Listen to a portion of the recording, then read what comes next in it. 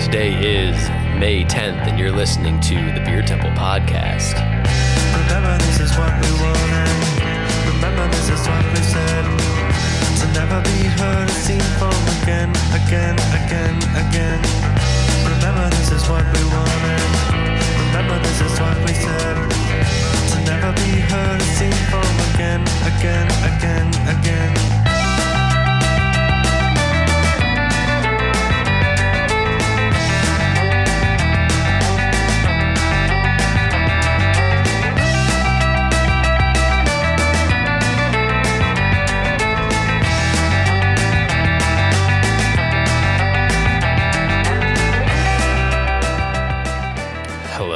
Welcome to the Beer Temple Podcast.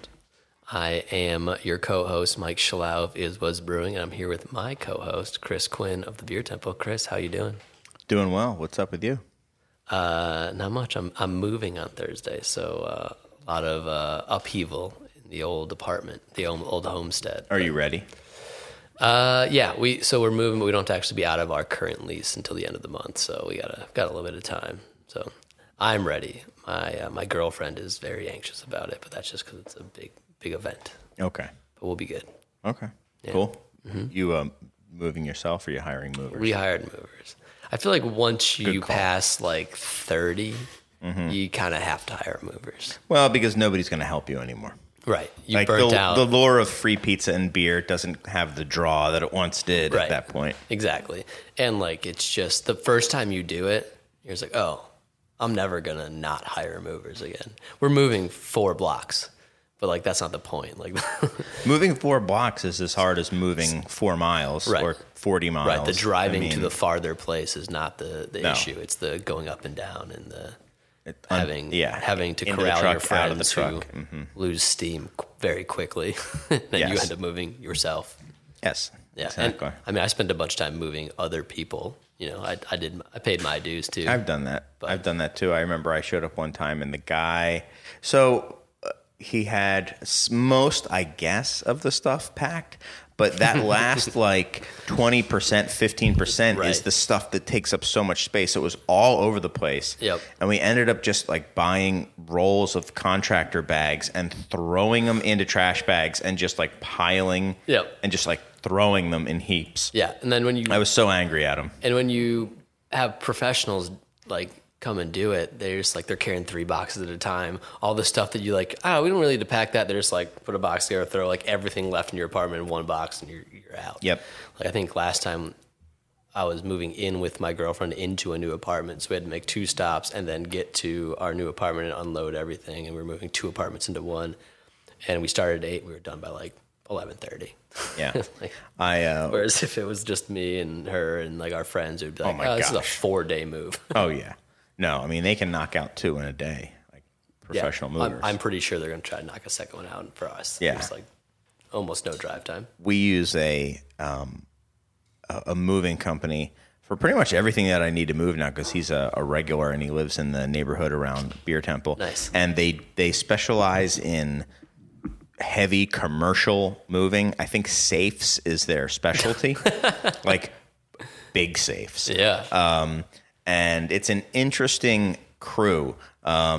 So they even moved, like when we had to move into this space, they moved like the big coolers and everything like that. And I always imagine like if this were several hundred years ago, these people would be pirates. It's what pirates, I imagine, look like. They're such a motley crew, different ages, just very weather-beaten looking people, cursing, fighting, and just looking like, but just getting the job done and busting their butts. I feel like everyone in the brewing industry knows a set of people who do the rigging work, where you're taking a tank off of a truck and you're standing it up and you're moving it in. And these guys are just like probably similar, grizzled.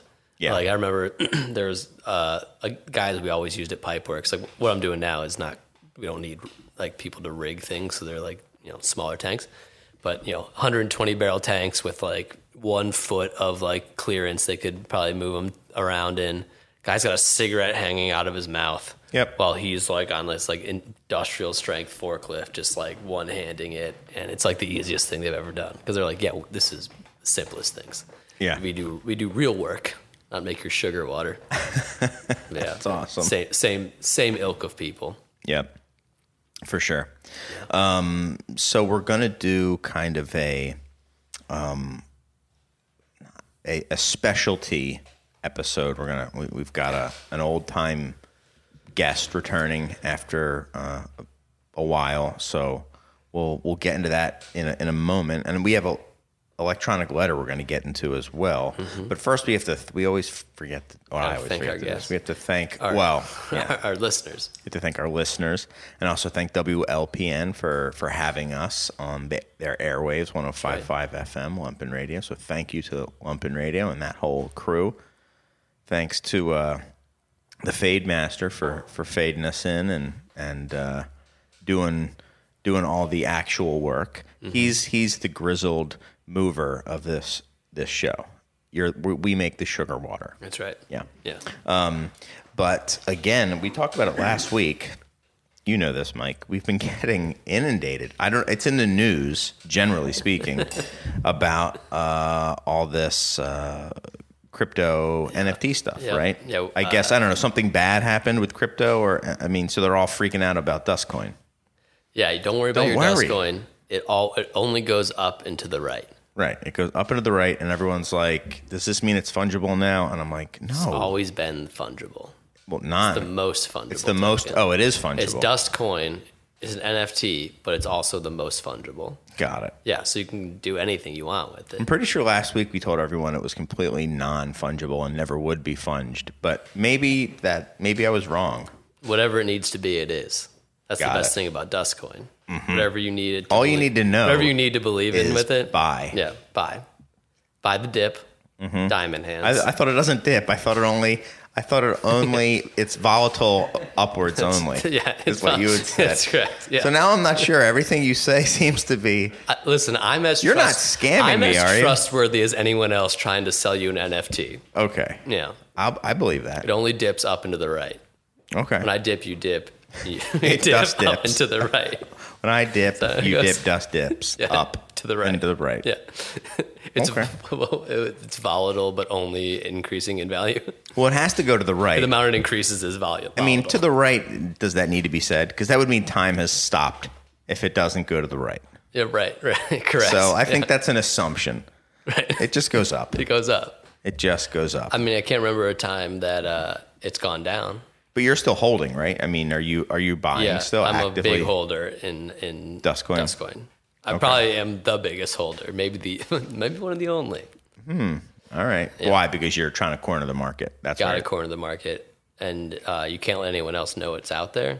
So I'm making a big mistake here. It's got to be pretty secretive. It's only for me and my Illuminati friends. Jay-Z's trying to get some.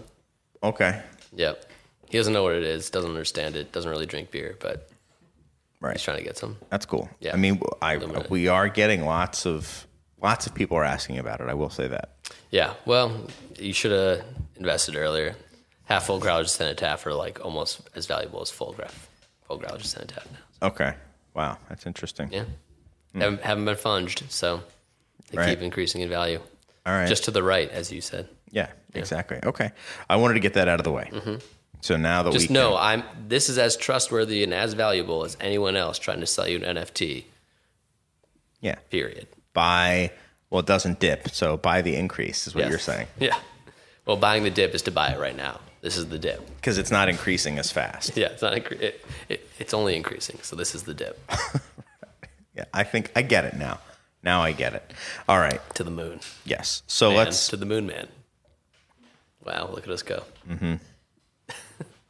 Free podcast. Yeah, exactly. So we've got Brian Kerby of Heartland Distributing Beer. Heartland Beverage. Heartland Beverage. Good start. 5 years. Can I issue a Dustcoin? Well, I mean, this it's what you call a callback. See, I really do know it. I'm just calling back to every other show where I don't know it. Heartland Beverage Distribution. Heartland Beverage. Brian Kerby. steak and potatoes kind of guy. I do Sorry. know that. That's right. Sir just handed me his phone that has a coinage. There is a Dust token. There's actually a dust token. We have to buy Did I it. make this? It's up 7.7%, so that's good. It's worth A lot. 8,000th of a penny. I'm buying big. Yeah. Gotta start Buy somewhere. all of it. All right. Well, I'm buying Dust Coin then. God, I hope I had if you bought Dust Token on some sort of crypto exchange, please write us a letter. Yes. It's non-refundable. That's a non-refundable purchase. We will double its worth, right? In actual Yes. fiat currency. Yep. We'll take a penny and we'll still... Not of how much you hold, the worth of one share. Yeah. Because who knows what these people are going to buy. Anyway, sorry. Yes. I derailed the show for a second there. Brian of Heartland Beverage. Nailed it. Yeah. Welcome. Perfect. Well done, Mike. Thank you. What's Way up, to do man? your homework. How are you? Been a while since we've seen you in person. It has been a while, and it is good to see me in person. Good to be seen in person. Yeah. Nice. Yeah. Last time you were on, I was doing the show from the Beer Temple, not in Studio BT. This is the first time that Brian has experienced the majesty of You were doing Studio BT. Zoom episodes. Right. Just Zoom. Yeah. Just zooming. But now we're mass communicating in person. Mm-hmm. This is much more in my environment. There's racks, there's kegs, there's beer, there's Garbage. large garage doors. Like this is my, this is my day to day right here. Yeah. Very comfy. Normally this has like leather couches and like kind of plush There's a furniture. green room. We did this because we knew you would feel Cigar robes. Yeah. That's exactly right. We were supposed to have Ashley Brandt on as Yep. well, but Maybe he, Eric. like everybody else I know who was at CBC, seems to have gotten COVID from CBC. The Brewers Association sanctioned super spreader event that Yes. happened last week. By the way, friends of the show, Beth and Lane of Roaring Table, congrats to them. Yeah. They were just on the show and they Winning Saison. they won for Saison. Congrats. Yeah, you didn't submit, I assume. Otherwise, you would have definitely No. won. Yeah, right. Yeah. We did not submit. I think they probably still would have won. But I don't think I've ever worked at a brewery that has submitted. Really? Pipeworks never. We would just miss the deadline. I think we submitted one time, maybe. Didn't win Okay. anything. Like, Nah. it's a whole calendar alert we had to set up. Mm-hmm. So I just never did it. I mean, what? Yeah. Too busy making beer. I guess so. Yeah. Yeah, but anyway, I thought it was cool that they won. They had just been on the show a couple weeks Do ago. you think they won because they were on the show? Well, that's what I was implying. Yeah. Yeah. Kind of. It was a Yeah, softball. I blind was just tasting, kinda- but a lot of those people are listening right now. I don't remember this much attention being on the World Beer Cup, at least in my world. It seemed like everyone was like kind of following and watching it. Oh, really? Yeah. I felt like nobody knew I about only it. know that they won because they posted it, and I followed them. It was a Friday. It was in an evening this time too. Oh no, they always do it in the evening. I take it back. It's GABF that is in the daytime, but World Beer Cup they do it. They have a dinner and stuff like that. I remember when they had it in Chicago in 2010. I attended. It was pretty cool. It was pretty cool to see my favorite part was watching the Germanic area breweries. Some of them in like lederhosen, a lot of them in like suits and stuff. Excuse me. Pretty just not being rude, but just obviously not caring about what was being presented, talking amongst themselves politely. It was a dinner thing. Until the quote unquote, the beer styles that mattered came on. Which they won most of, but whenever a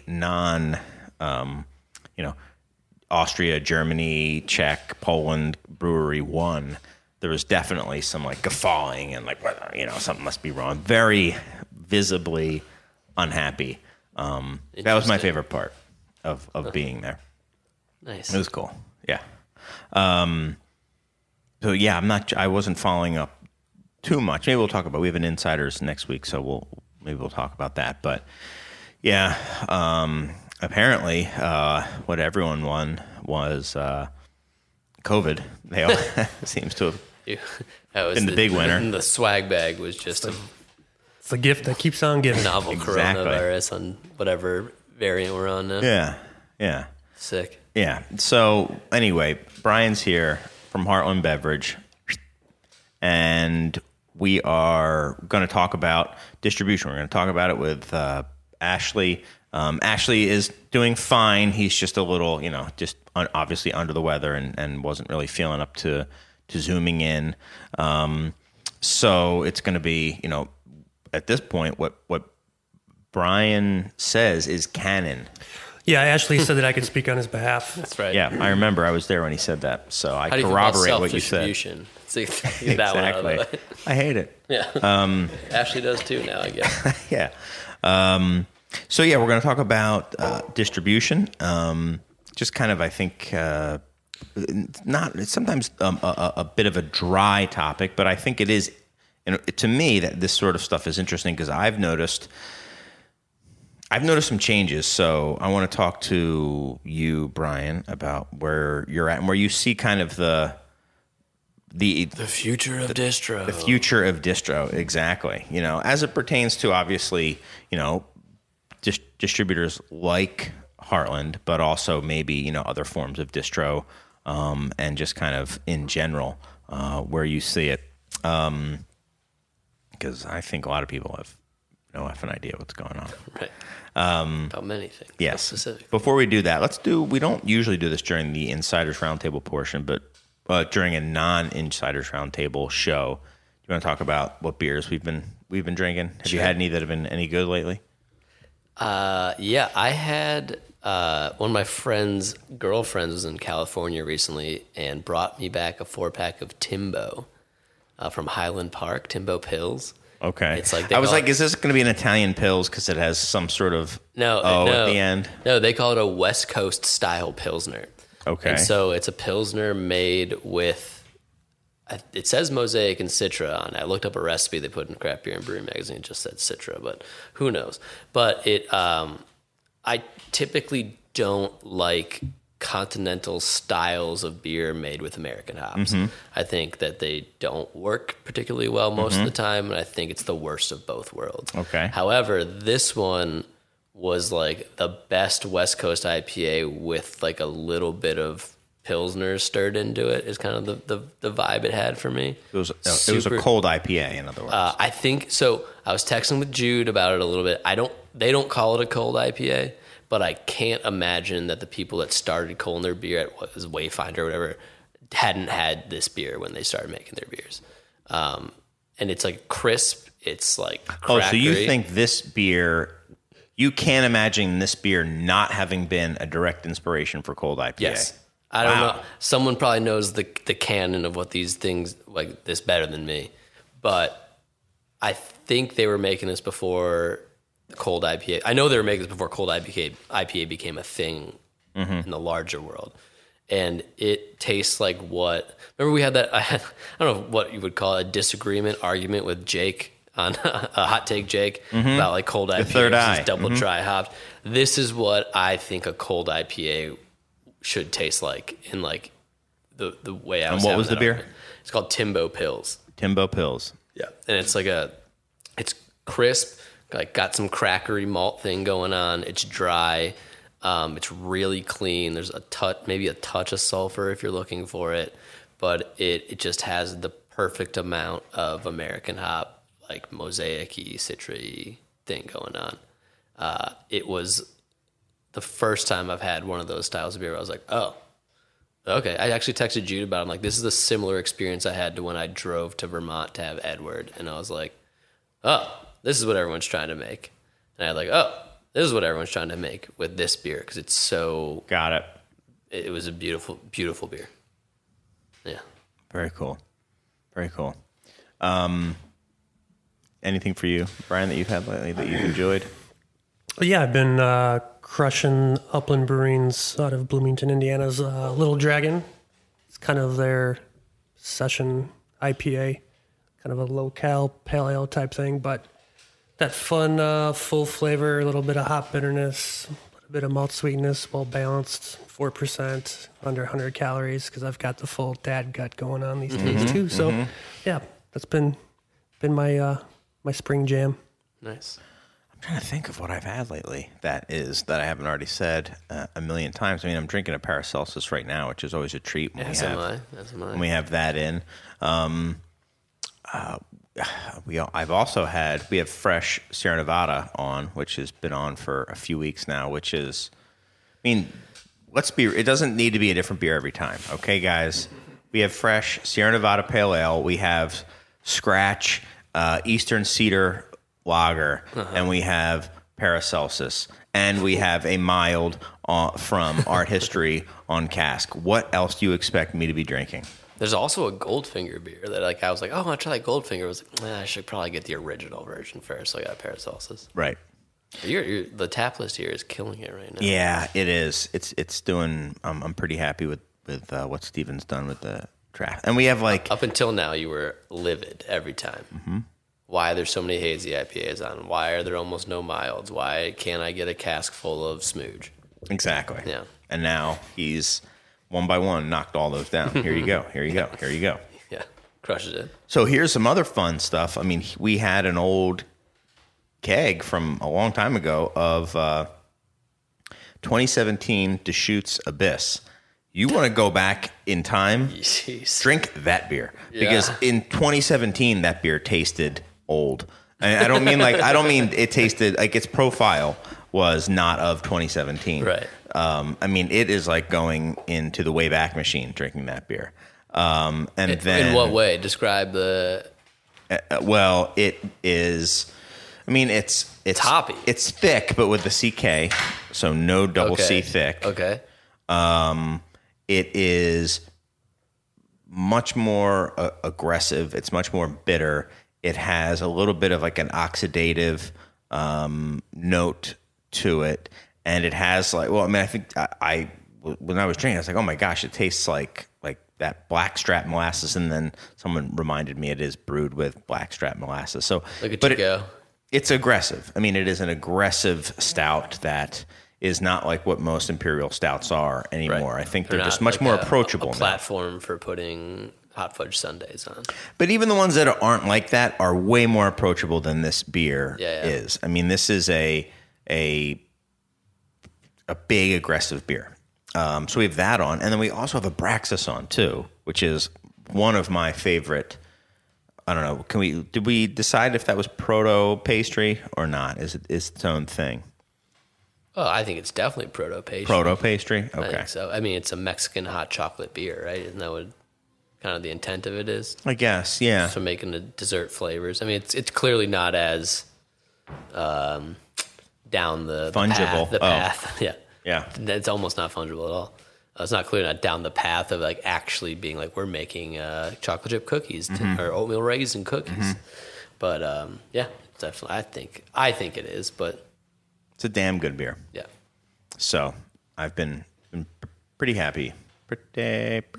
Oh, and then we have Jardin Lambic on draft.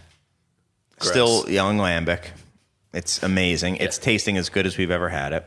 Yeah, we are. Now that I think about it, this is one of the better lists I can remember us having. Yeah. So this is just now turned into an ad for coming to drink at the Beer Temple. I'm just thinking of all the beers that I wish I was drinking, but I'm happy with the Paracelsus. That's fine. It's pretty good. Yes.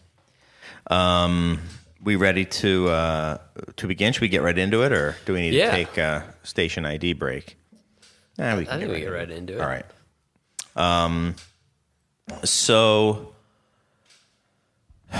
where to begin? Yeah. So Brian, distribution. Heartland, Beverage. Well, maybe we should talk about why distribution is important, because I think most people listening don't really care about distribution. Can we start with you describing what Heartland is and how it's different than other distributors, and then we get into why distribution and then what you do specifically are important? We may. Yeah. So Heartland Beverage is a distribution company. We're in a franchise state, 3 tiers: supplier, distributor, retailer. So part of our main goal is picking up product, selling it to retailers. There's a couple different ways to quote unquote skin the cat. You can be kind of a logistics model where I'm just moving stuff on trucks, filling shelves, or you can be a bit more proactive where you're actually boots on the ground, caring about the product that you have, hand selling it, and that's obviously, we are the latter. So founded in 2013, I spent 20 years in food and beverage, in and out of bars and restaurants, front of the house, back of the house. Worked for a couple AB houses, which I learned a ton, enjoyed it a lot. Come like 2010, kind of the resurgence of craft, you could say. There was a lot of breweries starting up and not a lot of outlets and distribution. So I was coming from Budweiser, being told what to sell, where to sell it, get 65 placements of this by Friday. It didn't make sense for the brand. It didn't make sense for the accounts. Finally started to realize, okay, I've been in and out of 4,000 accounts in Illinois. I love beer, certified Cicerone, first try, what.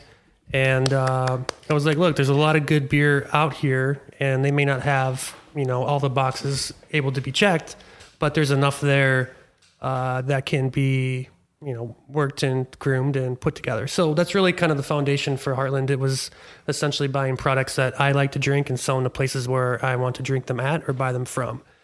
So I know that we're going to kind of talk about the chaos that exists currently.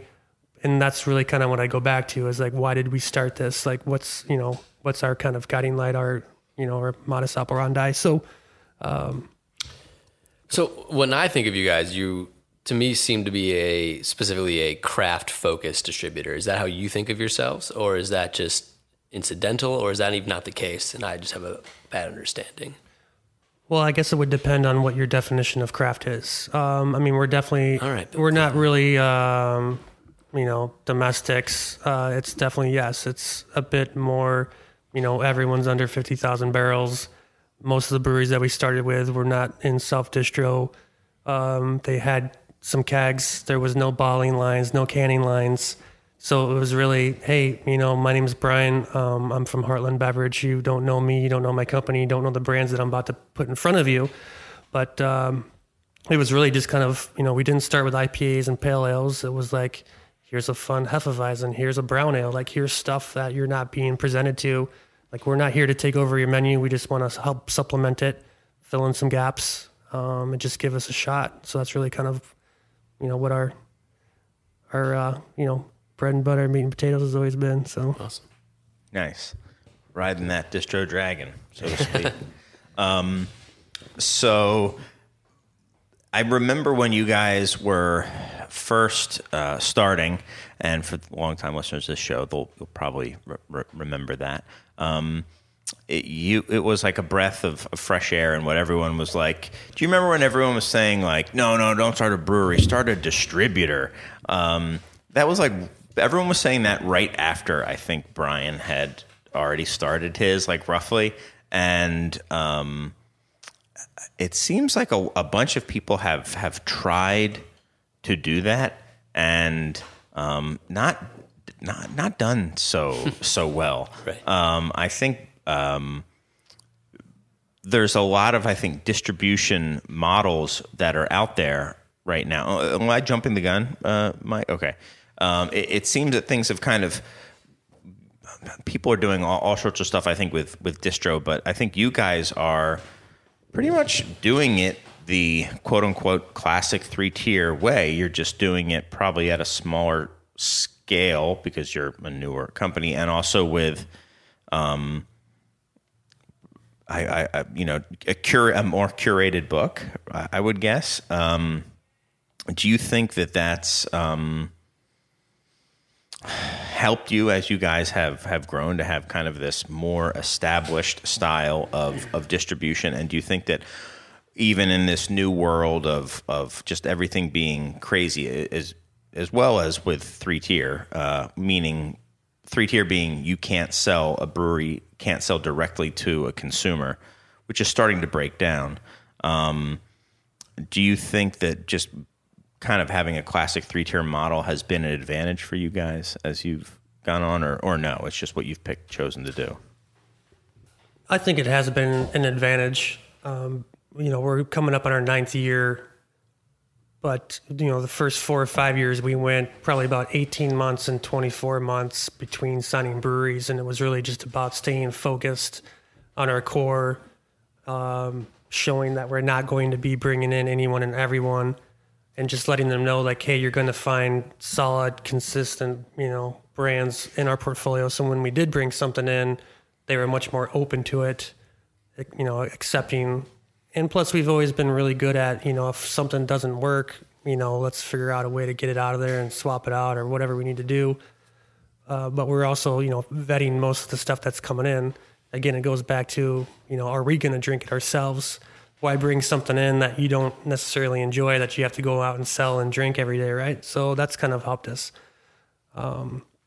Sorry to answer, I guess more so, the tradition has been an advantage.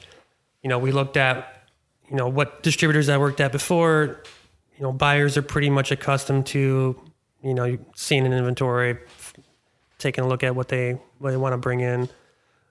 So we really kind of wanted to fit that bill. And, we looked at some of the other models out there too, where it's a bit more kind of a pre-sale type of thing, where you go out there and say, hey, here's a sheet, write down, what sushi you want, and we'll, bring it in from the breweries. Which is what a lot of other it. distributors seem to be doing too. I mean, that of the newer distributors that have opened up in the Chicago area, I would say they lean not entirely, but pretty heavily on this. And you may not have any insight into this, Mike. Like, if you do, I mean, the only insight I have into what you're talking about is like as a consumer. Like, I don't really deal with it.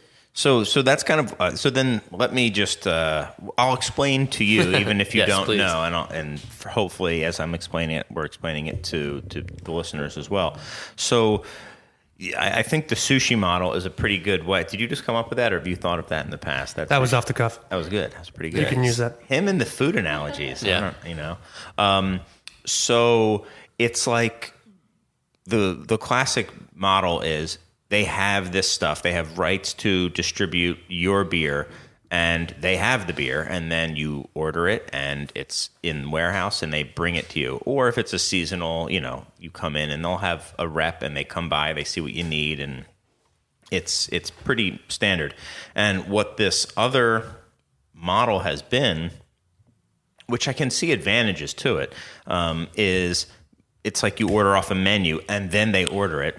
Well, I think there's even like better, even deeper like connections to like sushi, right? Where it's only good when it's fresh.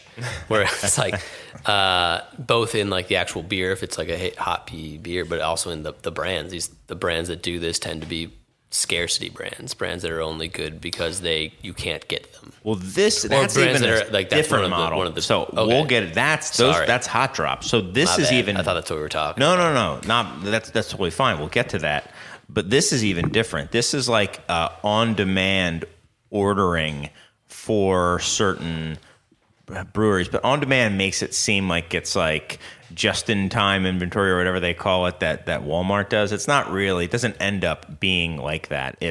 We work with a couple breweries, and you let us know what they want, and then we'll put together an order. And when there's enough to put a pallet together, they'll ship it to us. Kind of, right? Is that kind of right, Brian? Is that okay? Yeah, essentially they're not holding inventory. They're taking pre-sales and then putting an order. It's a very specific order. They have 76 cases sold. They're bringing in 76 cases and selling them. I genuinely had no idea that was a model. Yeah, and they might bring in a little bit more, but the good thing is, like, okay, you're going to get presumably, hopefully, fresh. The freshest product you possibly can, hopefully. The bad side of that is if it goes really well and you want to buy more, you're like, well, okay, maybe in 4 months or 6 months we can have another drop of this or something like that. Or maybe even in 2 months. In 2 months. So this is really specialty store and bar focused, right? It's a craft beer specialty focused. Probably, whereas what yeah. Brian's built and is continuing to build is more of a traditional distributor that happens to focus on. Yeah, we're trying to build brands they believe in. Yeah, we want to grow by growing our brands, right? Versus what's hot right now. let's just say I don't need to sign a contract with you. I just, let me get a couple pallets from you every couple months or whatever, and I'll just bounce around the hot brands and, Have you thought about what it would like to do both? We are dabbling in both. Yeah. But we want to make sure that they can exist together. I would imagine. We have the portfolio that we do want to grow brands, but then, if we bring in something, from New York that's hot, is it going to step on anything that's in our current portfolio? And I would imagine it would take a lot of like boots on the ground time and effort to like kind of sell the hotter drop things. Well, if you look at the brands and even like some of the self-distro breweries that do it, I mean, it's pretty much all email. It's all automated kind of type of thing. So I think it's even less exhausting than the traditional style is. So that does kind of become a little bit more exciting to me, being able to kind of eliminate some of that time. But you don't want to cannibalize the things you've been building. Right. And at the end of the day, how much money am I really going to make on 2 pallets of beer per month from like 4 breweries?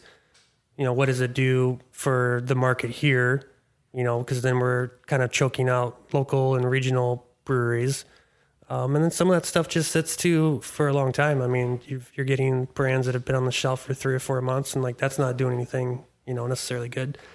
And then I've seen a lot of craft, retail places and bars that don't even really know what they're ordering, but it sounds like it's cool and it's hot, and so they're committing to it, and then it just doesn't work for their place. So then it just sits there even longer too. So, I mean, I'm not interested in that piece as much. It is interesting though, because from a retail side, you have to, I mean, I was going to say you have to be more conservative, but you just have to be very thoughtful. I guess I'm more conservative, but I think other people kind of go big and maybe they mark it up where if some of it just sits, then they don't really care. But you have to kind of figure out how much am I going to sell in, I don't know, a month or 2 months, or depending on the type of beer it is, and putting in that order and kind of, putting your finger, licking your finger and putting it up and feeling the which way the wind is going. It is difficult. I don't, when it all goes right, which I think is kind of what Brian is saying, it's great when it's like this brewery is going to do a drop, which would be kind of closer, much literally what you were talking about. Brian would like come to me and say, we're bringing in Hill Farmstead, whatever. I mean, that'd be great. Right. They're going to do a drop, and these are the beers. How much do you want of each? And we'll order that much, and then you're getting exactly that much. And then we order it, and then that much comes in, and then it sells out in 3 weeks, like exactly 3. We're like, oh, perfect. We nailed it. We got exactly as much as we needed. And, it works out really well. When it's that simple, that's fine. The problem is that is only like the first time you do the drop. The second time you do the drop, you have to like, okay, I have to like diminish how much I buy, because I'm not going to sell as much in 3 weeks again. And then by like the 5th drop or 4th drop, it's like, I don't know, I'll take a case, and stuff like that. Are these breweries setting the same beers as they did previously, or is it usually different beers? Do you want my answer or like what does Untappd say? I want your answer. Yeah, it's the same beer. Untappd. I mean, they're all different Untappd listings, but it's all the same. Oh, okay. So different brands, same beer. Yeah, basically. Got it. For me. Got it. That's how they look to me. I was like, oh, which one's this one? Oh, this is the double dry hop with Citra Mosaic and Pokemon. This one's an electric one, but this one is water. So the other piece of this is the brewery side of it, the supplier side. So if you kind of look at some of our local brands, they can only sell so much beer within Chicago and Illinois. So you have to almost go to other states, go with other kind of craft distributors and just do small drops. And you can really make that, almost half of your revenue. So I do understand where it's coming from on the supplier side, but they also have to partner up with distributors that they can, trust to do the right thing. Right. It's pipe fill though. I mean, it could be just pipe fill. And then you're playing like that Finch game. No offense to them. Where You're you're not like, going to name names. right. Yeah. I think there's Yeah, one yeah, name that we're allowed to name in Chicago. No offense to people who are, the people who brew there and work there are they're good people. You're They're talking about hardworking people. Finch's, not Finch. I mean, Yeah. Finch is great. The constant caveat of Exactly. the people that work there are always great, no matter what brewery we're talking about. It's the Correct. practices of management that we might not agree with Right. or ownership. But the people, wonderful. Wonderful Every people, single great brewery. people, Yeah. love them. I mean, yeah, as like on the supplier side, like I understand why people would do that, but also it clearly makes no actual sense unless you have a brand that pulls through on its own for the amount you're sending to these places. Like the way you actually sell beer in other markets is to have boots on the ground and people and constant pull through. Otherwise, you're just pipe filling, and then so that looks good for maybe a year or two, but. Well, I think COVID really kind of puts the booster Yep. on that model, because I mean, I started seeing a lot more emails come through of like, hey, like I know we sent you some kegs for that event like 4 years ago. How do you feel about taking a couple pallets, every quarter? And so, I mean, it's fun to entertain Interesting. those. Yeah. What- Interesting. And what were those emails like before COVID? Were you guys trying? They didn't have enough- they didn't have enough Were you beer. trying to reach out to people to pull things to you, or were people pushing things to you before COVID? Pre-COVID, well, we get pushing and pulling always takes place. Yeah. When we find someone that's, not just like hot right now, but has potential to like go long term, then yeah, we start those conversations as early as we can, knowing that they may take 3 or 4 or 5 years to come to fruition. But we also have like the push from suppliers all the time. Thankfully, I guess. I mean, in the beginning, it was just me reaching out to everyone, that I thought was good. And then, we might get someone reaching out to us like once a quarter. And then now, I mean, it's probably every day we've got something coming through. I mean, across the entire like beverage segment, though. It's not just beer. But so, I mean, it's a cool spot to be in, at least, being at the table and in those conversations. But yeah, it's definitely been more so with COVID. Just, they didn't really have tap rooms. They have capacity. Everyone's trying to think, kind of outside the box. And it's like, look, if we can send 2 pallets to 10 different, distributors every month, we're back in business. So, And also, like, liquor stores were doing really well then. There were no bars. Off-premise was huge. Nobody would have expected that on-premise would have been shut down because all these, the safest model you can have is on-premise, and who would have guessed, right? So that totally makes sense. Was it the safest model or the most profitable model? The most The profitable safest model model. is to have like a blended model. Probably. Most profitable is to be like real taproom heavy. Yeah, you're right. Yeah. I thought you were talking safest, like COVID wise. Oh. Sanitation. That's the Yeah, opposite. right. No. So now that stuff's opening back up. It looks like people still aren't getting that same on-premise. Anecdotally, it's not coming back as Yeah. quickly as people would have liked. Oh, for sure. For Or sure. who knows? Yeah. We'll see what this summer is going to be Summer will. telling. Yes. And I think a lot of people are really, really hoping for a huge summer. Eating. What? Needing. Eating. So have you, it's interesting. So I'm trying to figure out where to go with my question for you, Brian, from here. What's up? Why don't we let Brian go back to what he wanted to talk about originally and say what is the value, what is the importance, and what is the like for you of distribution and to both producers and to retailers and bars and or whatever, however you wanted to frame it originally that I'm probably not capturing correctly. Just go off on my own little beatbox. Yeah. So, I mean, with Heartland, we definitely want to build something that's like long lasting, that's sustainable, build long-term partnerships, both with our retail accounts and with our supplier partners. We probably have about 50 in our portfolio. And when I started this thing, I was thinking, maybe a dozen, maybe 15, but you find out real quickly that in order to grow, you've got to have more beer, you got to have more volume, and we're still not, bringing in anything and everything. But, as we start to build things out, a big thing with COVID, Sorry, I know I'm bouncing back and forth, but No, and I had a question too. Yeah, when we started, we were pretty much all of our breweries, like I said earlier, didn't have production lines. They didn't have, ability to package, so it's just draft focused. When I started this company, I wrote down essentially 100 accounts that I wanted to have beer in, and just went for that. It was the Hop Leafs and the Beer Temples of the world. And then, so we've been primarily, on-premise focused. That's really where we kind of, built up our model. And then COVID happened and then all that shut down. And I had 998 kegs in the warehouse. And I remember doing that count. And I was, with the exception of a few places in the suburbs that remained open throughout the entire length of COVID. No way, really? Yeah. Yeah, no masks, no closing, regular hours, rock and roll. What counties were they in?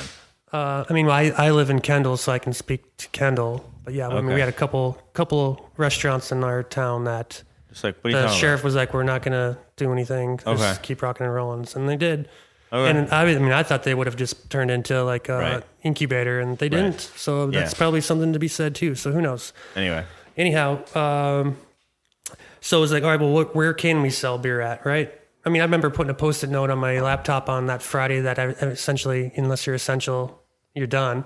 So I put a Post-it note on my laptop, just like, hey, welcome back, put your head up, like dig in, like let's go. And then, found out that we're still rocking and rolling over the weekend and went in and started like running inventory and trying to figure out like, all right, where can we go? And you had 1,000 kegs. 998. Yeah. So not 1,000. No. It was close. Only 3 digits. Yeah. Couldn't get into that 4-digit mark. Okay. Yeah. Anyway, nice try.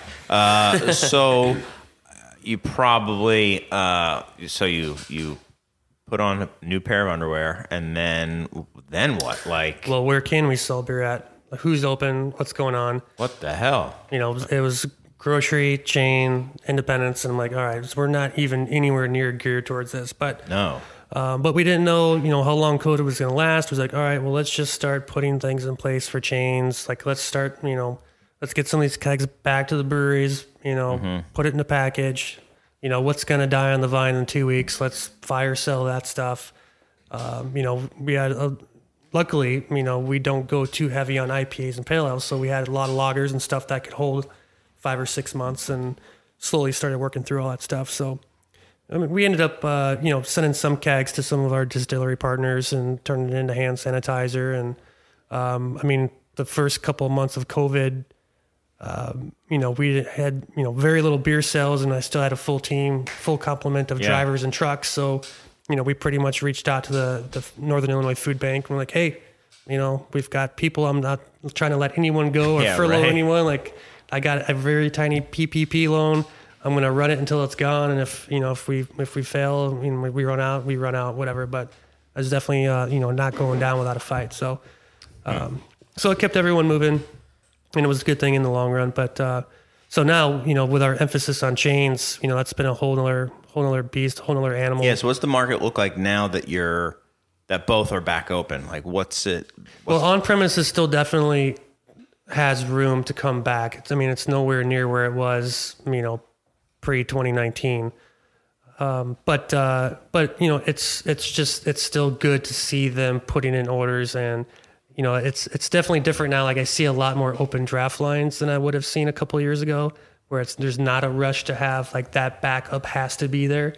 So yeah, I think they just kind of realize like it's not the end of the world to have a ton of kegs in our back room for a lot of places. But, so on premise isn't fully back yet. And then chains, it's completely different than what we've kind of grown up with and how we've built ourselves up, like the Jewel Oscos of the world. And this isn't knocking anything, but they don't have like dedicated people there to speak to the beer. So we have to be very careful on what we're putting in chains and how we're presenting it and how it's priced. We've never really had like concession or convenience store type brands. It's always been, kind of a hand sell, describe it. Everyone understands what it is. There's someone there that can speak to that brand. So we've really never pushed, convenience until we essentially had to. So it's been interesting navigating those waters. And then we're starting to see now, kind of that return on investment where, not every store is working, but some of the stores, it's like, okay, now we've got like 15 cases a week going in there and they've got 200 stores. Like, let's massage this thing and kind of figure this out now. But then it's also kind of going against kind of what our early ethos was of just like kind of being boots on the ground, and we hand sell and hand deliver. And now there's just this machine that just churns, right? And then you have very specific delivery windows, and you have You're talking about the big boxes. Yeah. And you've got buyers that, put in the orders, and then you've got receivers that could care less about what's coming through that back door. Sure. And then you're trying to get stuff on the shelves, and you're just dealing. It's a lot, but I think it's a necessary animal at some point. In terms of growth, there's only so many draft lines, there's only so many accounts, there's 300 plus local breweries. You've got, what are we up to now, like 9 or 8, 10,000, whatever it is. Gajillion, yeah. So there's a ton. It's infinite. There's a lot coming in. We're trying to fit a lot of things into essentially a small hole. And then one thing that you had mentioned earlier that was interesting to me was how you had initially thought you wanted to just focus on a very small book with high velocity, and you realized that as you needed to grow, you needed to bring on more accounts. Do you think that's because the market has kind of changed somewhat since your time at your distributor before Heartland to where it is now, where even if somebody is a fan of a certain brewery, let's say they used to be a fan of 2 or 3 breweries, now they're a fan of like 10 to 12 breweries at this point, and they're maybe drinking the same amount of beer, but it's just spread thinner, so you have to kind of represent more brewery. I don't want to put words in your mouth, but that's what I hear. We've always had people who are, they kind of, how you shop, Mike. There's certain the breweries that you're going to be checking out, but there's other ones where you're just going to see what's around, pick something up, and I haven't had that in a while. It's not like you come in and you want your Hitachino White. We do have a guy who's like, I want my Hitachino White. He picks it up, Yeah, like when I come in here, I'm like, I don't know what I'm going to buy before I leave. I came up. Sorry, Budweiser man. No, sorry, you go ahead. I came up where like draft lines were sticky, like placements were sticky. And I knew that we weren't going to be able to compete with like the Miller and AB networks of the world. I would say that probably like 80% of that stuff was kind of quote unquote bought and paid for. Right. So we've always really operated kind of in that other 20% where there's a little bit of flexibility. So what we were able to do is like, hey, we can give you new styles, new brands on a consistent basis to kind of give you a little bit of flexibility, all that stuff, your Blue Moons of the world, like all those handles are, put. So we can give you a little bit of fun and flexibility. So through that, though, I think it's not that it was our fault per se, but there's definitely been that tick, type of response where it's like, okay, had it, done with it. Mm-hmm. It's like, okay, well, now how do we start to build a brand, a core? How do you do it? We talk about this all the time on the show.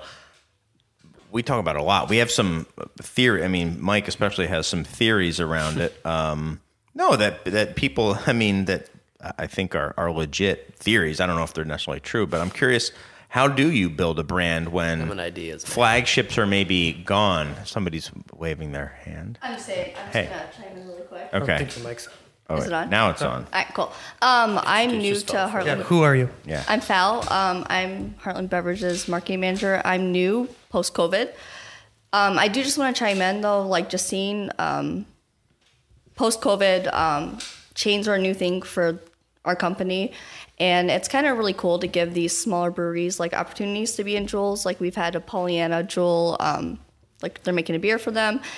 Eris is now also in Jewel, and it's just kind of giving these opportunities for like the smaller breweries to get into these chains, whereas like other distributors might not, they might not have the chance. So I just want to it is like something that's like out there, and it's, I don't know, it's just kind of a cool thing that has happened since COVID where, you go now to any chain, you can see a bunch of like, you always have seen craft beer. Like I've always shopped craft beer at all chains, but now you do see like the more local Illinois like breweries, which is, a cool opportunity for them. And just being on the other side of like working with them, they're very excited to be in chains. They feel like really humbled to be in the opportunity. Like we have so many suppliers who reach out to us all the time. Like, I can't believe I'm in Jewel. I can't believe I'm in Target. I can't believe I'm here. And it's just such a cool thing to see them, like the excitement over it.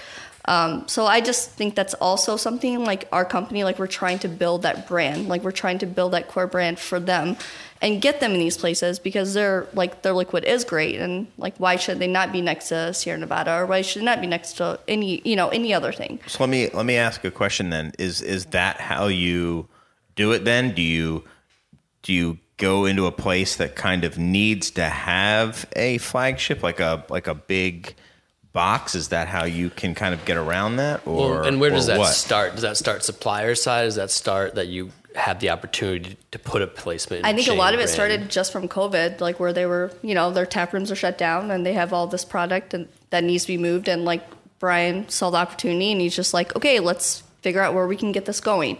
Yeah. We had a lot of people who were quarantined for 2 years? We were all quarantined. Yeah. And it's like, okay, we're not going to, we can't get our beer anywhere else.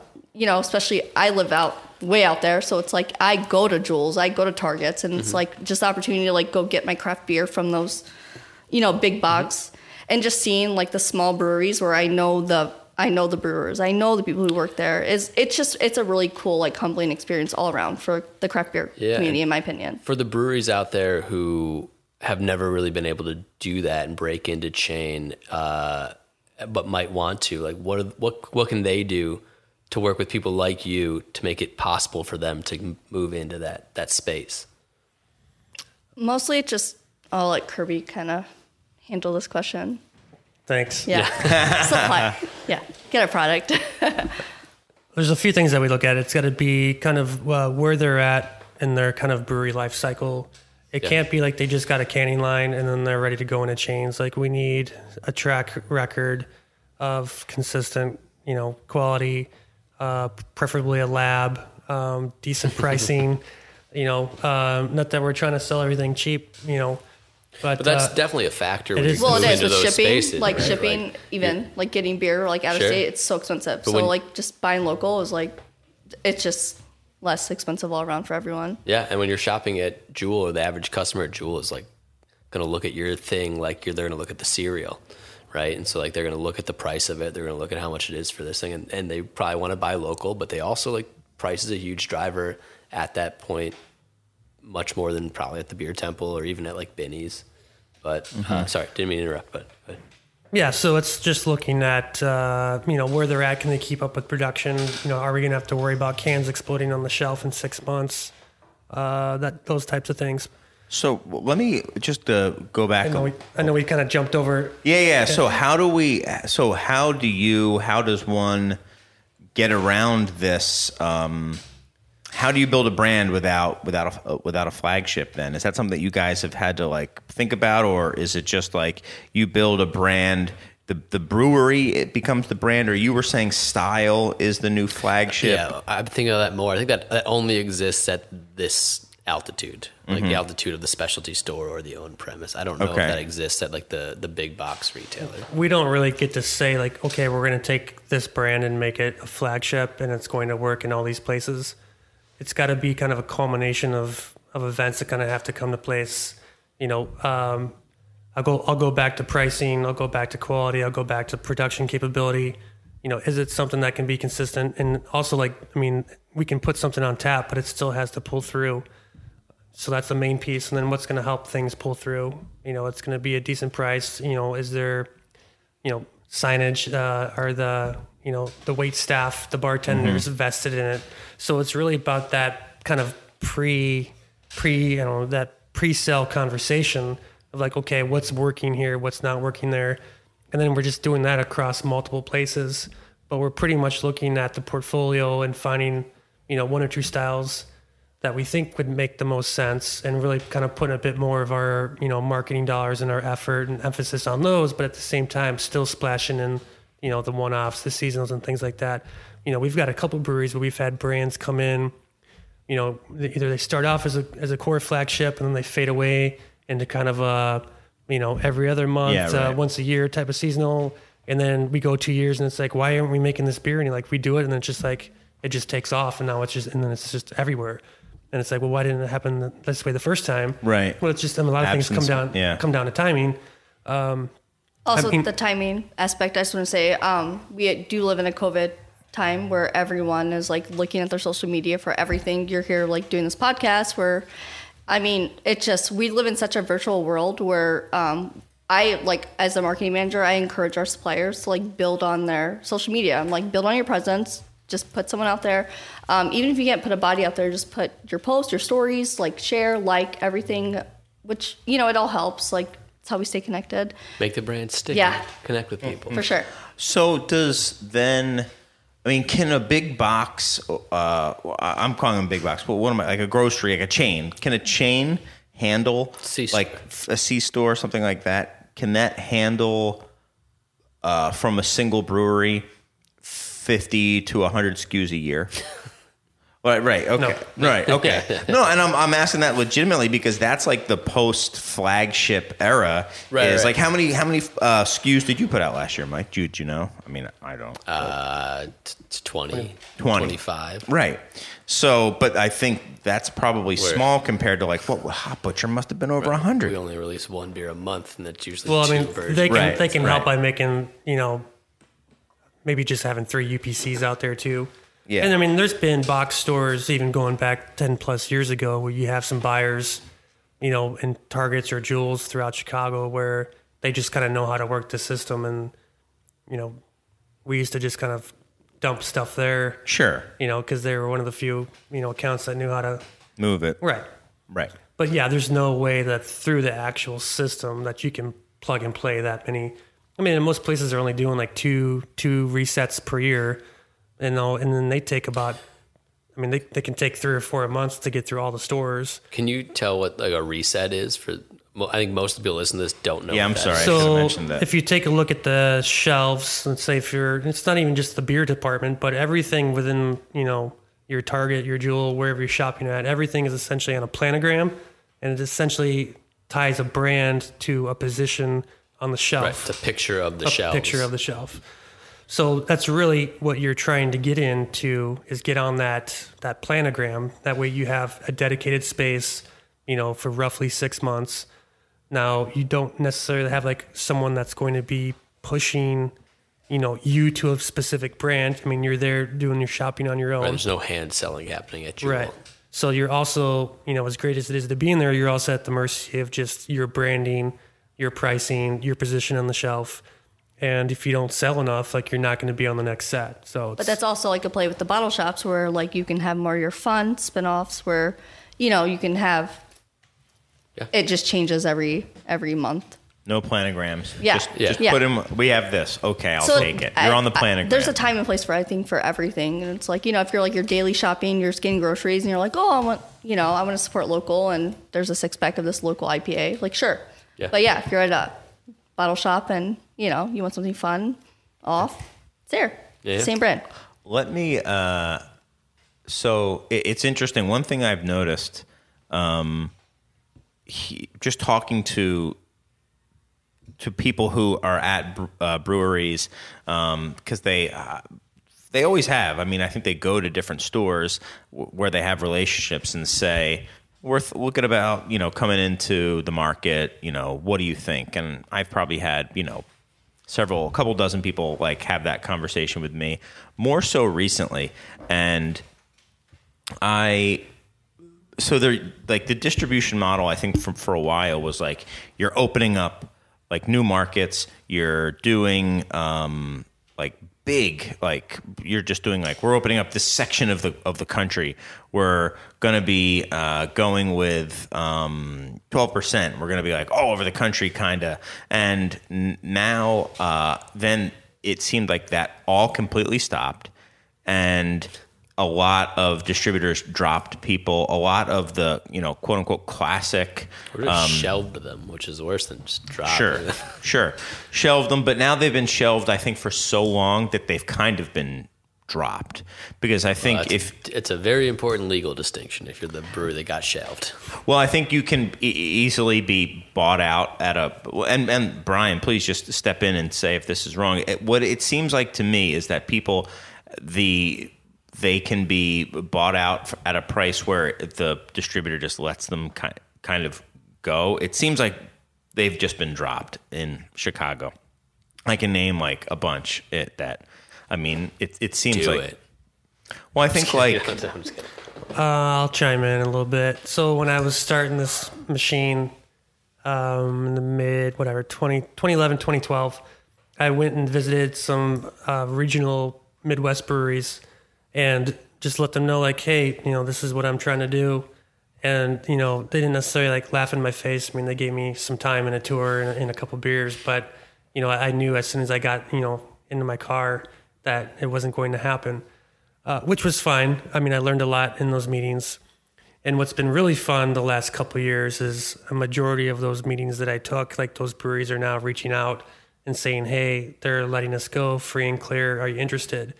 I'm like, of course I'm interested. Like, I know that you haven't been around in 3 years or whatever. And like, it feels like very terrible, but like, I'm here to like rebuild and pick you up. Like, can you say which one of those is the most exciting for you if you're allowed to say it? I know there's a lot I would of say, well, I mean, don't get yourself I don't in want the trouble other if you breweries can. to look at this as a bad right, way. Sure. that makes sense. But I would just say that Sun King was a fun one. Awesome. Because that was one where it was like a blatant no. They went with the large AB house. Mm-hmm. And then to get that call, years later. And did you have like zero contact with them? It was just like Nothing. out of the blue. They're like Nothing. hitting up Yeah. your cell phone. Like, And then, Good so thing it's you not didn't even change your just number. that piece. Yes, there's the fun, aspect of them reaching out, like, hey, but when we were actually able to like start moving their beer in a velocity that was so much greater than what they had experienced before, and to That's awesome. get a call from like their national sales guy and saying, hey, we need to be on a monthly call now because you're in our top 10 distributors, and that was like within 6 months, and just like trending upwards, like let's rock and roll. So rocks. that felt good. And then that became the story when, breweries like Perennial just got dropped. It's like, how do you drop Perennial? right. yeah. Right. And I'm Best like, thing that happened. here it to is. them. Here Best it thing is. that happened to You them. know? I was so excited when they got dropped. Yeah. Like I was like, This is what you're talking about. thankfully. That's exactly the thing. That's what I was. I mean, but there's others too that have been dropped or like might as well have been. Or I'll ask someone at a distributor like, "What's up with that?" And like, "Oh, we dropped them a long time ago." So these breweries are now, I think, much more carefully deciding when and how to like distribute outside their immediate area. And I mean like outside of, if it's a Chicago brewery, outside of like Chicagoland. I'm not even considering like Wisconsin. The calculus is different, right? Too. Where Totally it's not like different. who has the most trucks, who's going to make the most stops, how can we get on the most stops? It's like, no, it's Who like, wined and dined me yeah. like the best? It's like how are we actually going to get to places where things pull through? Which was never a Who's thing. going to help me? Who's going to be a partner for me? Who's going to? Right. Yeah. Have you been? I mean, that has picked up in the past. Let me say, I don't know, 6 months or so. A ton. I mean, if people are reaching out to me and saying, "Who should we talk to?" And the funny thing is, like, all of those people like Heartland are always like the first that they're. It's one of the ones they're talking about. So I can imagine that all these people are reaching out to you, and it's coming to the point where like, we do need more distribution options because the big ones suck so bad right now. I mean, they know who they are. I mean, the same that I've talked to about in the past. We've had people from some of these distributors on this show in the past. They're getting worse and worse. And I am not saying anything that I don't say to them. Mm-hmm. So this isn't a shock, but they just don't care about the types of smaller, not small, but smaller craft breweries. They want to have 2 or 3 or 4 big, huge movers, and then that's it. And then whatever else is in there, like it's just going to get, unless it's like a pet project of somebody's maybe, but like other than that, like they don't care.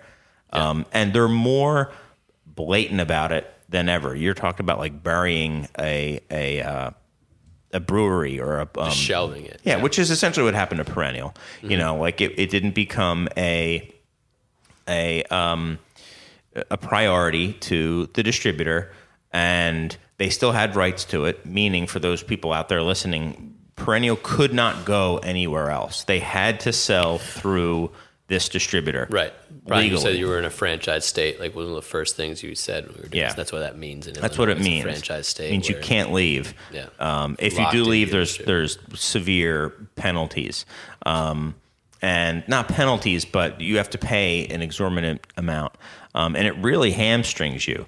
Yeah, it's absurd. Yeah, I mean, the one who I think is who we've had on the show who's talked about it the most is Jerry. I mean, Jerry, like Yeah. how it kind of happened to him. Yep. So you can go back and listen to some of his episodes if you want to listen to it. But He just talks too much. yeah, that guy just never shuts up.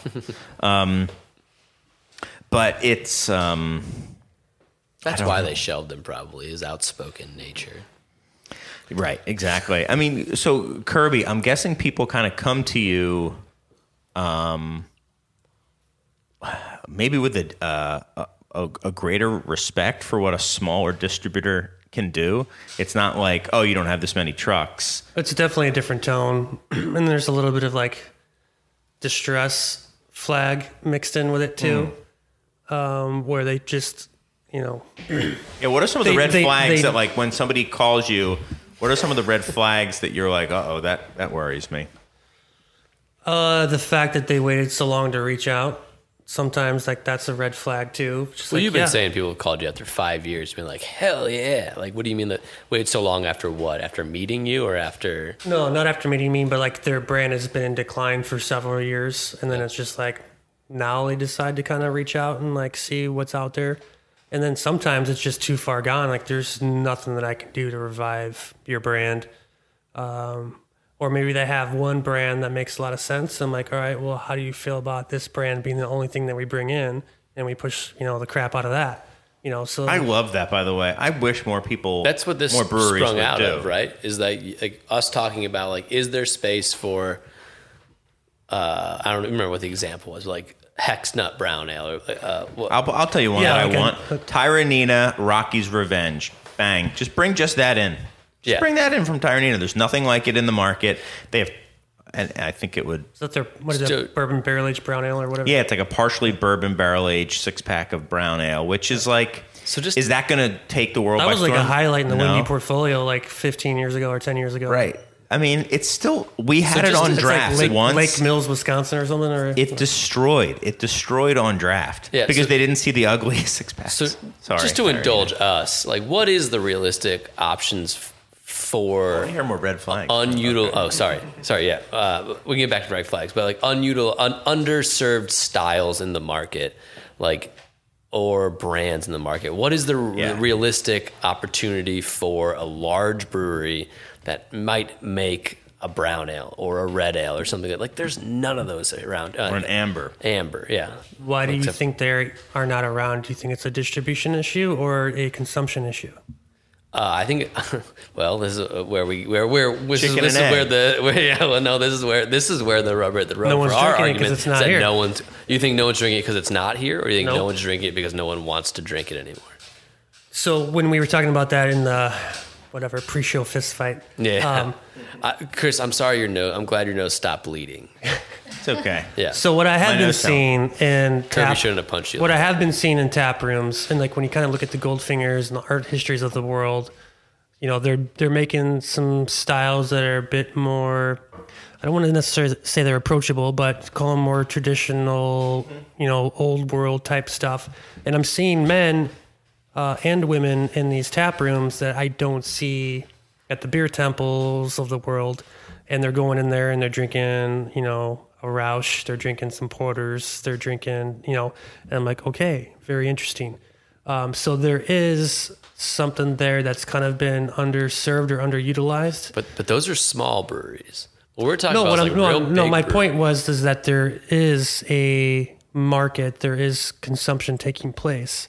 So I do think that there is room for something like that to take place. The question is there enough consumers to, buy that brand to make it work for the distributor and the supplier? Right. But yeah, there's definitely going to be. I mean, I think even like pre-COVID, like 2018, I think if we go back and like listen to podcasts, we're all like, everything's going back to like flagships, sessionables, lagers, pilsners. Like we're getting away from all this craziness, right? And then COVID happened, and it was like we were selling like the most expensive, craziest stuff in our warehouse, and that lasted for about 6 months, and then it did like a quick wham right back to like, all right, I can only afford like a 6-pack now, and like I got $10. Like here, I'm pulling this 6-serve like $9.99 or whatever. So it kind of flipped back the other way. But I think now like we've kind of gone through, you know, the still going through it, but like, you know, the sour slush haze craze.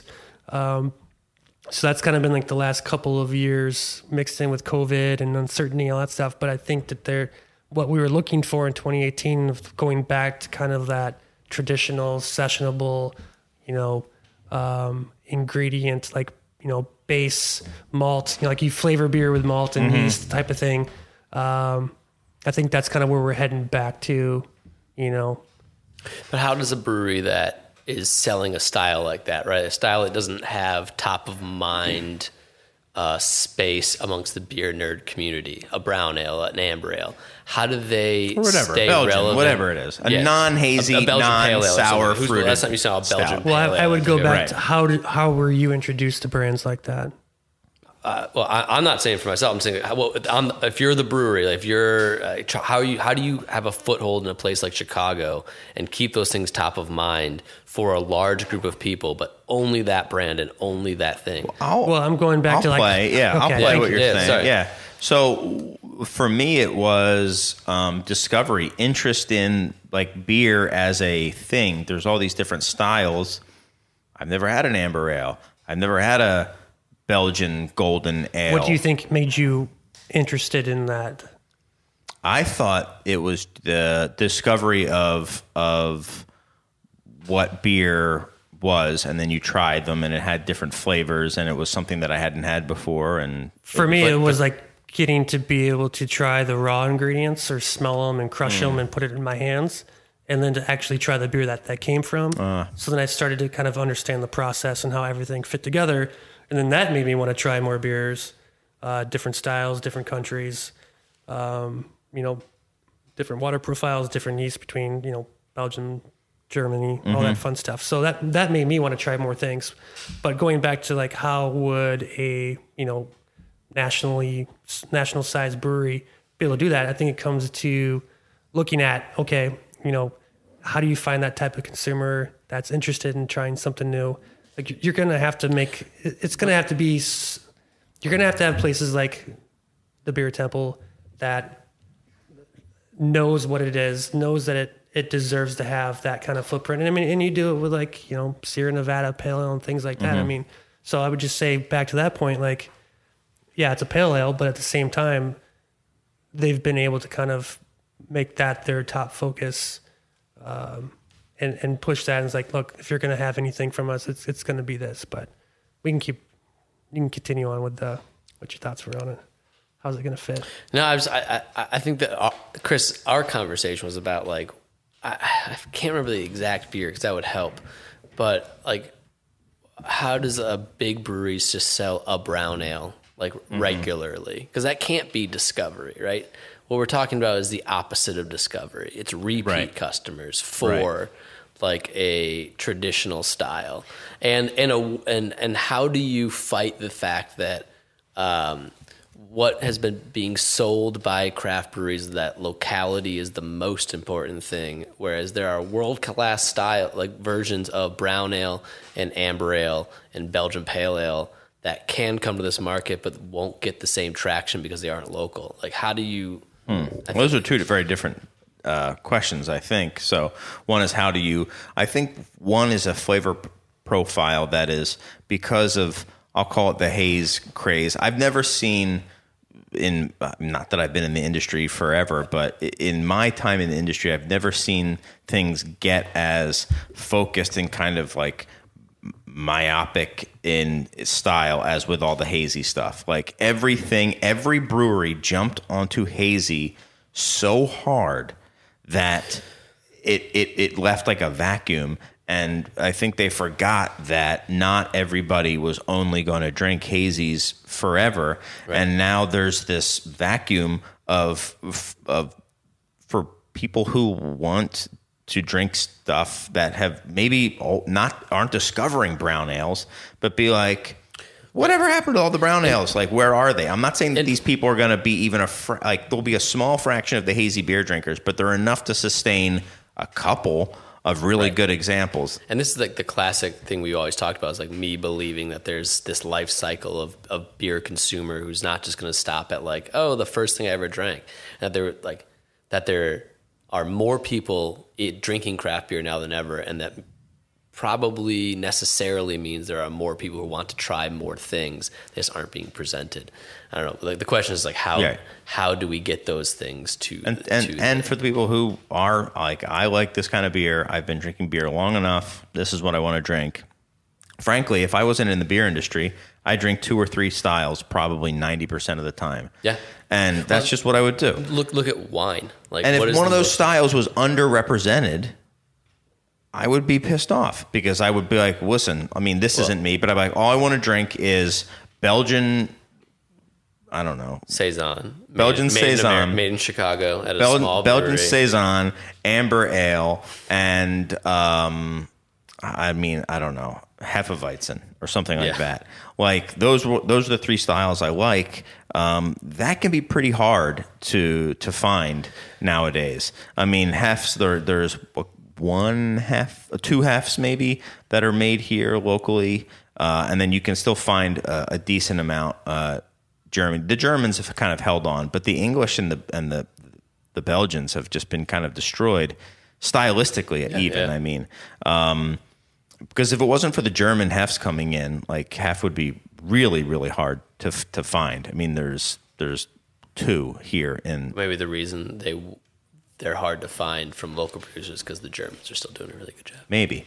But then brown ales, ambers, English pale, all that sort of stuff, just non-existent until very recently in the States. It's also... And the Belgian stuff, non-existent except for like you making classic Saison. That's right. But that's one type of Belgian style. Like, what other Belgian stuff is getting made here in the States? It's very in possible Chicago. Nothing. We're doing the requisite teenage evolution of thumbing the nose at things that my dad liked, right? Because, like, I don't know. The Maybe. most popular styles of good, quote unquote, good tasting beer 20 years, 30 years ago was Belgian English, right? And German beer was kind of like, it was popular here, but probably not thought of in the same regard that Belgian and English. Yeah, Belgium was kind of like the cool place, I think. So what we're going through right now was a rejection of that as like the good thing, and maybe it will come back around. I think everyone's just obsessed with hazy. Everyone's just obsessed with hops, which is that's fine. going away a little bit, though, isn't it? Yeah. You're the tip of the spear, so. I think there is. I've been saying it for years, by the way. I said there's a vacuum. You wanted it to be true for years, but. No, there's now more and more people asking for these other styles. Like, do you guys have any of this? And us having to be like, no, we don't have this. Right. I mean, it's gotten better, but for a while it's like, do you have any Scottish ales?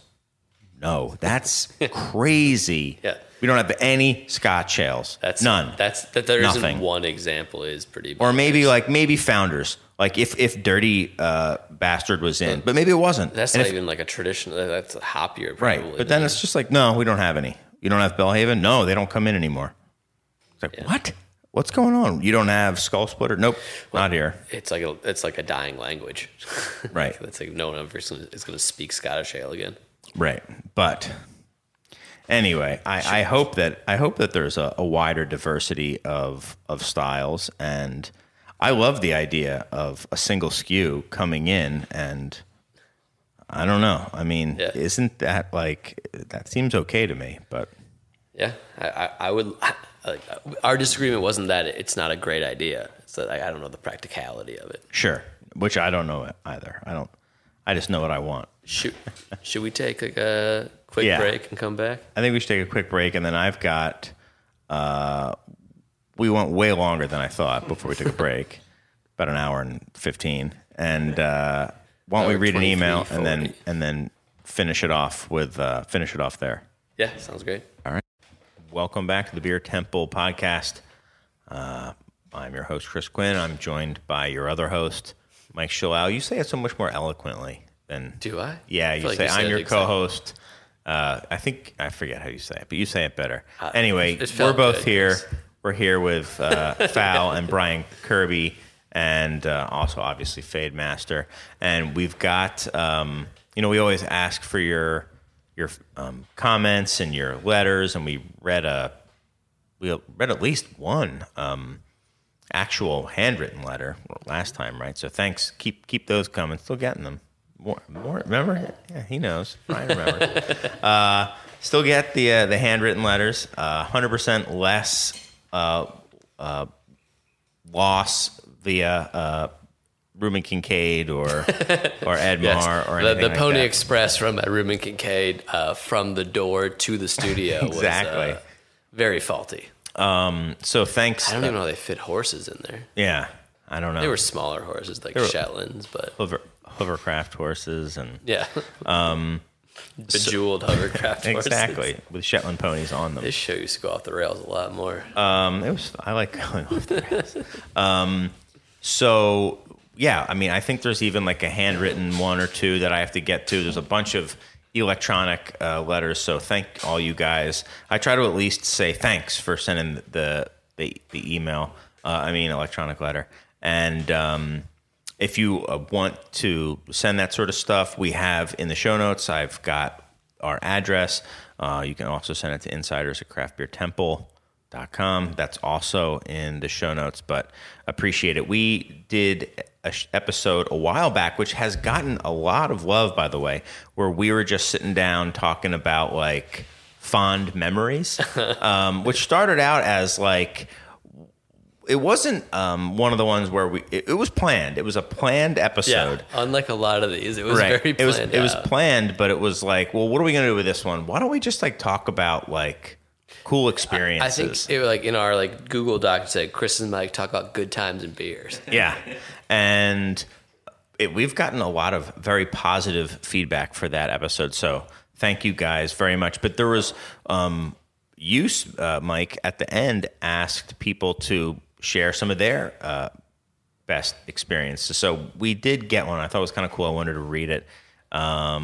It comes from Dave. Remember, we will refer to you however you sign your letter. So this comes from Dave, and he writes, I was listening to your memories episode and your story about an initially underwhelming experience at a foreign cidery that turned into an unforgettable experience, reminded me of one of my favorite experience, and I thought I'd share it with you. That was when I was at Ross on Y, and it just ended up being amazing. The coolest experience I've ever heard. It was, pretty amazing. So, San Sebastian and the Basque region in northeast Spain is known for cider, and being lovers of all things fermented, my wife and I, along with a close friend, thought we would check out a few cideries when we were in the area in early 2014. We didn't have any reservations or plan a tour or anything, but we figured we'd stop in a few of them and see what was going on, maybe try some samples, get some bottles to go, etc.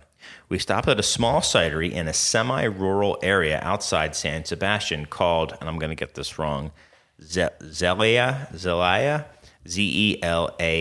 Zendaya, she was in. Yes, I know her. So I didn't know she was named after a small area outside of San Sebastian. So I'll call it Zendaya, but it's Zelaia. And saw an employee outside with a big truck full of apples. It turns out she was one of the co-owners. Three sisters ran the cidery together, and she could show us around. She was super friendly, spoke great English, and at the end of our impromptu tour, she invited us back to dinner for a dinner event that night called, Zendaya Fest. Choch. But it's spelled TXOTX. Oh, cool. But he says pronounced Choch. Sure.